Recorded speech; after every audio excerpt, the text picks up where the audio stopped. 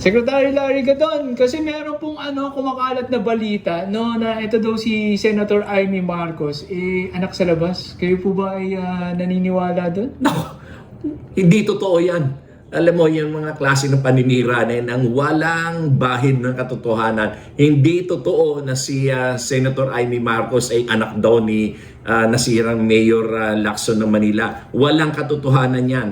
Si Amy ay tunay na ay anak ni Presidente Ferdinand Marcos Sr. at ni Madam Imelda Marcos.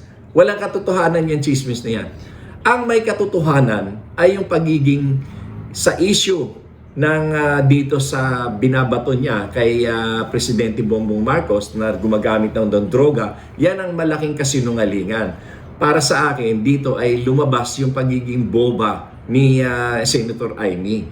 Kasi saan ka ba naman nakakita ng isang tao na kung siya ay drug addict o bangag, ganyan ka diretso magsalita, napakatalino. Pagka nagbibigay ng speech sa kahit saang lugar, walang binabasa. At siya ay lahat ng mga bagay-bagay ay tungkol doon sa mga kanyang mga sinasabi ay alam na alam niya. Yes. At dire-diretso ang kanyang pananalita. Hindi ganyan ang mga addict. Ang mga addict, yung walang laman ng ulo, yung they are groping for words, hindi makapagsalita ng malalim tungkol sa isang bagay, kagaya ni Sara Duterte. Si Sara Duterte, pag nagsalita, siya yung parang bangag, no? Hindi ko sasabing drug addict siya, pero yung pananalita niya para siyang bangag.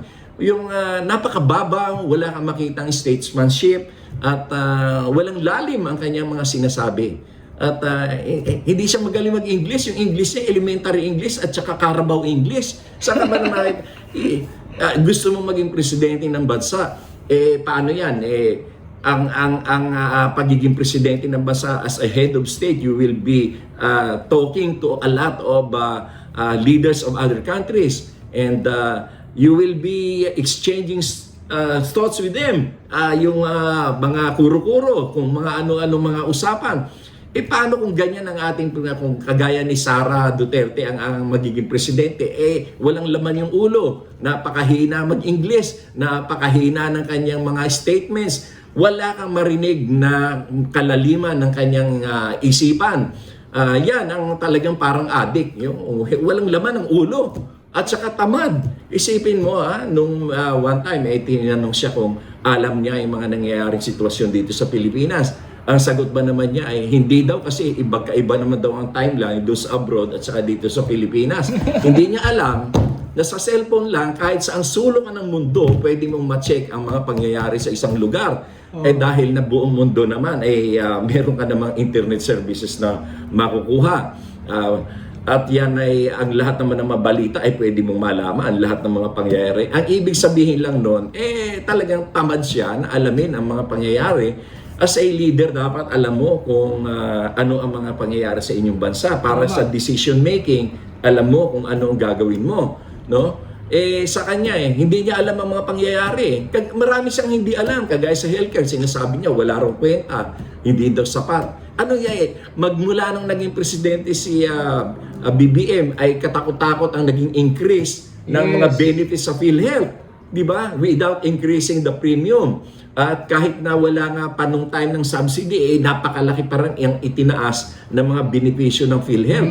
At hindi lamang yun, naging for the first time sa administrasyon ni Pangulong Bongbong Marcos ay nagkaroon ng 100% application yung universal healthcare. Na ibig sabihin, lahat ng Pilipino ay covered ngayon ng PhilHealth, kahit yung mga hindi miyembro na nagbabayad ng monthly premium. Saan ka nakakita ng ganun? Yan ba ang sinasabi nila hindi nagtatrabaho? Example na lamang dito sa Asia ay napag-alaman sa isang study na ang Filipino women are the most number of cases pagdating sa breast cancer. Dati ang benefits na nakuha nila only 100,000 noong panahon ni Duterte.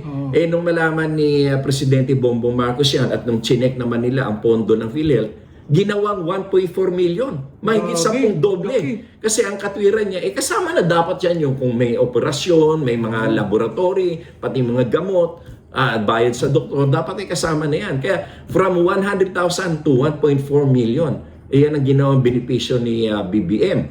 At yung dialysis, kasi napakatalamak na sakit ng mga Pilipino yung tungkol sa atay, ano? Kaya marami sa atin ang nagda-dialysis. Dati, ang benefits dyan, per session is only 2,000 pesos. Eh, yung 2,000 pesos, kulang pa sa gamot, kulang sa doctor's fees, kulang pa sa bayad mo doon sa pasilidad. Ang ginawa ni Presidente Bongbong Marcos ay ginawa niyang 6,500 yan per session. So ngayon, totally wala kang cash out kung ikaw ay nasa dialysis center. At ginawa pa niya na 156 times a year ang pwedeng maging session yan.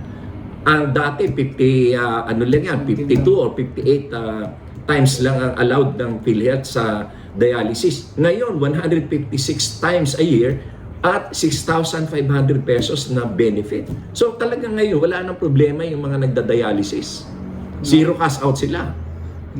Magagastos lang sila dyan kung halimbawa marangya yung kanilang gustong gawin. Halimbawa, confine sila kahit hindi naman kailangan, confine sila sa St. Luke's. Tapos kukunin nila yung presidential suite. Magbabayad sila ng 30 mil isang araw. Tipong gano'n na hindi nakasama yung gano'n.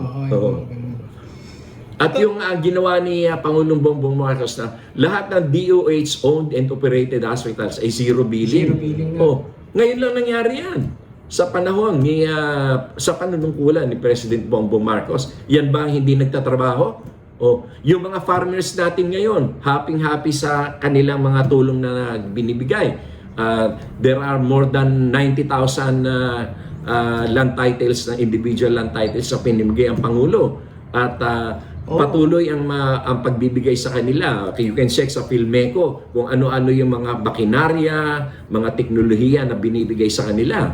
At ngayon nga napakaganda ng sitwasyon natin ng agriculture dahil na number 7 naman tayo ngayon sa world top producers of rice. Nice. Number 7 na tayo.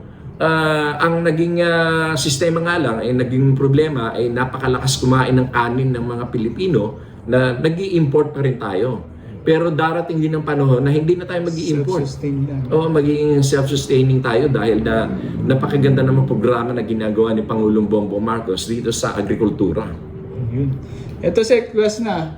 Ito pong video na to, papakita ko lang. Kilala niyo po ba yan?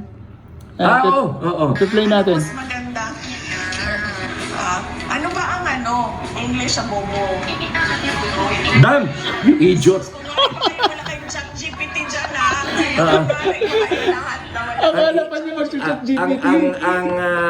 Ang bobo, hindi yan mura. Hindi yan mura na kagaya ng ginagawa ni Sarah. Di ba si Sarah mahilig magbura na putang ina mo. Putang ina nyo lahat. Hindi yan mura. Ang salitang bobo is a description of someone's mind, state of mind. Kung gaano ka sharp, or gaano ka babaw, or gaano ka slow. Si Sarah yan. Si Sarah, bobo. Paano magiging presidente yan? Walang kaalam-alam. At saka kahit kahit simpleng bagay, kinakailangan pa niyang magbasa. Nakita mo nga nung hearing sa Congress, di ba? May suot-suot siya na na hinihintay niya na idikta sa kanya kung ano. O kaya meron siya katabi, bubulungan siya kung ano yung isasagot niya. Meron ba gusto magpresidente ng ganyan? Abay, kahiya-hiyayan ganyan. Handa na nga daw po siya Handa siya mga Pilipino, hindi ka handang tanggapin. Tapos madiscover yung iyong pag-uugali at iyong kakayahan ng iyong utak. Dahil mababaw. Si Sarah ay isang bobo. Bobo at boba, pareho lang yon. Tinatanong niya yung ano English ng bobo. Pabira, yun na nga. Kailangan pa yung chat GPT. Kailangan pa yung chat GPT. Thank you, Secretary. Okay, maraming salamat din. Maraming salamat.